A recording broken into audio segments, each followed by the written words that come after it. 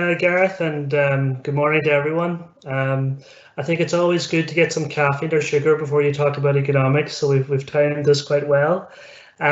So this morning I'm going to talk to you about studying economics at NUI Galway, and I'm going to frame this in the context of two questions. The first is really about what economics is, and the second is what economists do. And hopefully by addressing those two questions, I'll give you a sense of what you might come to study if you choose to study economics at NUI Galway.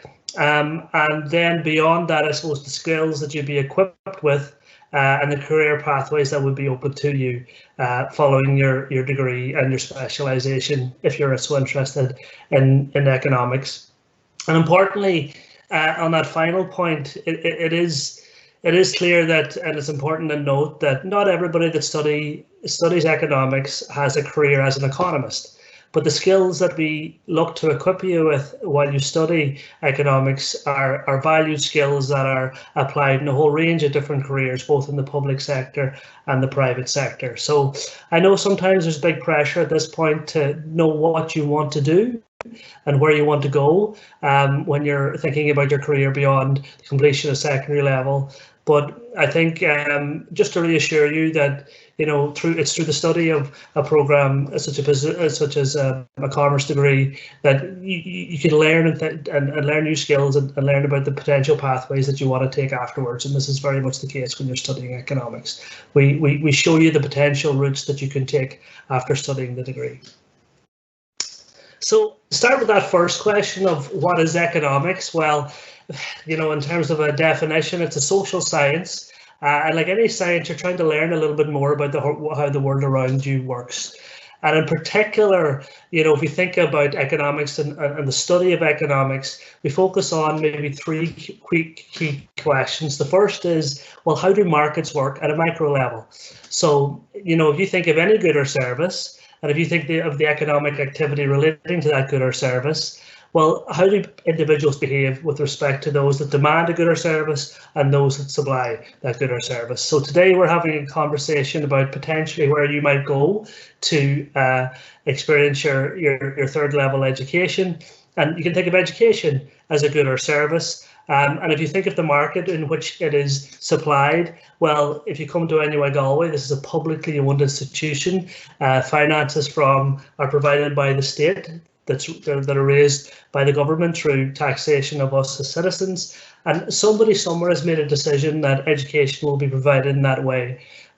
So we apply theoretical models to explore why is it the fact that certain goods and services such as education and health are predominantly provided by the public sector, funded by the government through taxation, for example, and other goods and services such as those when you walk down the high street, when hopefully we'll be able to walk down the high street again and enter shops and purchase goods and services, why is it they are provided by private entities and they don't have a large government role? So there's really interesting questions to explore with respect to how business operates, with respect to how goods and services are provided at those individual market levels for those individual goods and services. Beyond that, then, when you want to explore and review the activity within all these individual markets and you combine them together into a single entity, you want to explore then how the economy overall is working. So all these individual markets form part of the overall economy. And again, we study that in macroeconomics. And we look at how we can measure that performance, and we look at how we can judge that performance. And we look at the ways economics has done this historically and looking into the future when we, I suppose, are changing our view of how we judge how the world works and how we would like our economy to serve its citizens. We can look at how maybe we can measure these performance indicators in the future. And then in addition to that, there is a key role that the government plays both in individual markets and in terms of the economy as a whole. And we study the role of the government as to, first of all, when and where it should intervene in individual markets or in the economy as a whole, and the types of interventions it might want to employ. And importantly as well, we can look at how we could evaluate those policies to see if they work in the manner that we want them to work. And if we just think of the COVID pandemic, And each evening we turn on the news at 6 o'clock and we hear about the government's role within the economy and how it's making decisions that are impacting directly on how individual markets work, whether people can go to work or not, how they conduct their work. Are we all working from home at the moment? But also looking at the supports that they provide to ensure that people have the income they need to survive in this current situation. So all these are economics questions, and we have a whole range of tools that we can employ to explore these questions. And I think that's what you can expect to study if you're studying economics at third level, and that's very much how we pitch our modules in economics at NUI Galway. So moving on to the second question, I suppose, and this relates to, I suppose, the skills that we look to introduce you to and equip you with when you study economics at NUI Galway.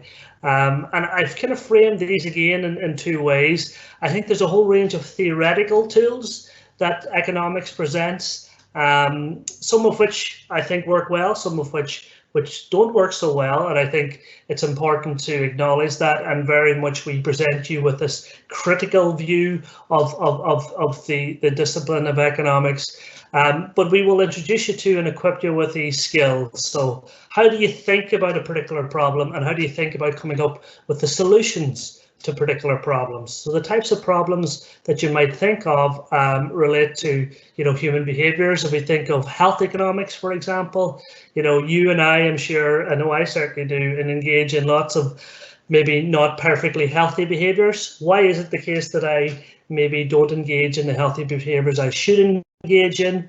And thinking about ways we can help people make healthier choices. Those behavioral decisions are all economic questions, and economics could play a role in help us thinking about how we can address those. As I've mentioned already, we have a whole range of theoretical tools to help us explain and understand how individuals work and operate in particular markets for goods and services, and as in terms of the performance of the economy overall. So lots of theory around that. And again, theoretical models for exploring the role of the government. So why is it that the government intervenes in the provision and finance of certain goods and services, such as health, such as education, and why in other instances does it not intervene in the same way? So if you want to purchase a new computer or iPhone or some piece of technology, well, you have to step up and you have to provide the funding yourself in terms of your own income to purchase those goods and services. But for third level education, you will make a student fee, obviously, and contribute, but you won't pay the full price. The government pays a portion of that. So these decisions have been made and they can be informed and explained by theoretical models. In addition to that, empirical methods are key to the discipline of economics. So what I'm talking about is mathematics, quantitative statistical methods, econometrics, data analytics. These are very much core to the discipline of economics, and we introduce you to these methodologies because we employ them in our day-to-day work and in our day-to-day practices. And those people who study economics at degree level, at master's level and PhD level, very much they focus on upskilling and learning and developing these really core empirical methodologies, both for exploring relationships of interest. So if you want to examine the effect of a particular policy on an outcome, or you want to evaluate a particular policy in terms of its impact, in terms of its value for money, cost effectiveness, and other criteria, well, there's a whole range of skills in economics and methods in economics that you can employ. And I suppose when you're studying economics and you're thinking about the skills that you will acquire through the study of this discipline, it's these theoretical and empirical methods that should inform that thought process.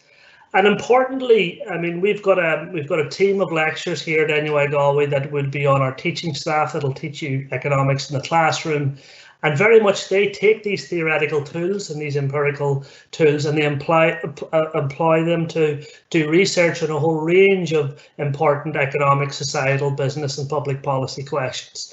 So you can visit our website at NUI Galway, look at these staff members, and I just have a snapshot here of some of the types of research that these individuals conduct in areas such as climate change economics, environmental economics, agricultural economics, health economics, financial markets and finance, macroeconomic questions, fiscal policy questions. So the important point is this: the core skills, those theoretical tools and those empirical tools, can be kind of honed in and focused on particular questions that are important to society. And you, as the individual with those skills, you can take them and apply them in a particular area that you're particularly interested in. So we've got people that work in marine economics, environmental economics, health economics, macroeconomics, financial markets, and essentially these lectures are taking their skills and kind of shining them and honing them and focusing them on particular questions within these areas. And I think what is really positive about and important about how we approach the teaching of economics at NUI Galway is that these people will take these research projects and these tools into the classroom, and you'll see how they've conducted this work, and you'll see the results of this work, and hopefully you'll see the impact of this work in terms of changing public policy or changing how we operate as citizens in a particular society. So moving on then to, I suppose, how you can study economics at NUI Galway. Well, there's two main channels, one of which is the business channel. So if you take a general commerce degree or a related degree, economics is one of the core subjects that you would take within that degree, and in final year, as my colleagues have said, you would choose a stream or a core major, and economics could be that subject. The other channel is the arts channel. So in that case, you would obviously, in an arts degree, you again have a selection of subjects, but it's you that has the choice, and economics would be one of those choices. And I've listed a whole range of different pathways within those broad channels that you can study. But the key point I want to make is this: is that we start from first principles again when we're presenting and teaching economics. So if you haven't studied economics before, that's absolutely fine. We start from that position of the assumption is that nobody has studied economics before. So that's a key point to make, and I think the commerce stream and the related programs is a really good pathway if you're thinking about studying economics through at NUI Galway. Importantly, regardless of the pathway you take, your economics degree is equivalent. So whether it's a BCom or BA or some other form, the economics subjects are equivalent, so your economics degree will be viewed equivalently depending, no matter what pathway you take. And importantly as well, we have a handbook up on our website. The link is here. If you Google economics NUI Galway, we have an undergraduate handbook that details all the individual modules that you would take in each year and the different choices that you might have. And I'll point you in the direction of that, because that's a really good resource that gives you a real sense of the pathway you would walk through your degree here at NUI Galway. And just bringing things to a close then, I guess, you know, an important question for you, I'm sure, is, well, where can a degree in economics take you? Because it might be a subject that you're studying now, or perhaps you're not studying now, but it's a subject that may interest you, and you'd like to study it in university, but you don't really know where it might take you. And I think that's an important question, an important issue. And there's no clear answer, in the sense that if you study accountancy and you take accountancy, you could become an accountant. That's not necessarily the case when it comes to economics. But I think the key point to make is that there are a wide range of career opportunities available for graduates with a degree in economics, both in the private sector, in the business community, but also in the public policy sphere with government agencies or other such avenues. And the important point is this: these different agencies in the public sector and the private sector, they do very much value the skill set that you would acquire by studying economics. These key analytical, theoretical tools to think through problems and identify their solutions, but also those key technical skills, those quantitative methods, statistical methods, data analytic methods, econometric methods that we teach you. They're very much valued, because those types of tools are very useful in the career environment. So if you think about those core skills and what they are, I've just listed a few of them here. Those critical thinking and problem solving skills, those quantitative skills, that I've mentioned, the IT and software skills to undertake these methods, and importantly as well, the ability to communicate and to translate maybe sometimes technical information in a way that individuals can understand clearly. They don't have those skills, be it policymakers or business managers or others. And I've just listed a whole range of career opportunities in general business and in the public sector here below. And we do keep an eye on our alumni, and here's just a selection of, you know, places they've ended up. I won't go through them, but if you just look at some of the graphics, you'll see that some of them are very much business, financial markets, finance. Others are more public policy places that provide evidence that inform decision making at the government level. And those are the two real channels and pathways that you can take. So with that, I'm just going to draw things to a close. I hope I'm still on time, and I just encourage you to, you know, have a look at our website or reach out to me and my other colleagues if you see our email addresses up there. If you have any further questions, we'd be more than happy to talk to you. So I hope you enjoy the rest of your day, and thanks for your attention, and I hope to hear from you, and hopefully hope to see some of you in the classroom in the year ahead.